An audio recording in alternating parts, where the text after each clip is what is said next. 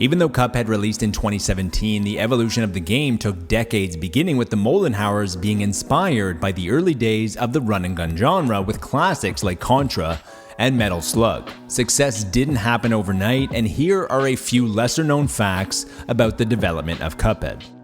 Over the course of development, one of the most important things was listening to feedback from family and friends, and this involved changing the art style multiple times before landing on the 1930s animation style.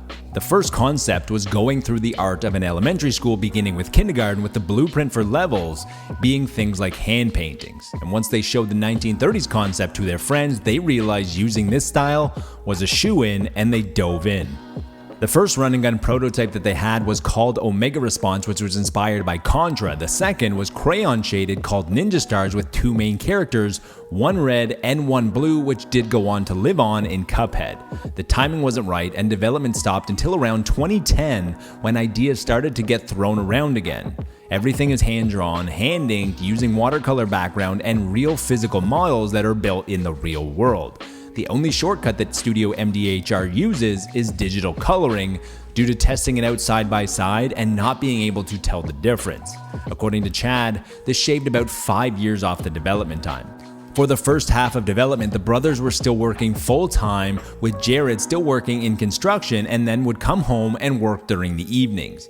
Each frame of the game takes approximately 25 minutes to draw, some attacks can take upwards of 30 frames, and the base Cuphead game features close to 50,000 frames. Sadly, some of this came at a price as the two brothers crunched to the tune of 34 hours straight near launch. After E3 2015, when the game was revealed on the Xbox stage, the brothers saw the demand for the game and they realized that the only way to fully commit to the development of Cuphead was to quit their jobs. Sadly, this would require more money than just the brothers putting more hours into the game, as they needed to hire more people, and they did so by A, digging into their savings, getting personal bank loans, and both remortgaging their houses. Over the development of Cuphead, you can see how passionate Studio MDHR was, from the dedication, the commitment, the sacrifices they made, and the openness to listen to feedback and make the game the best it could possibly be.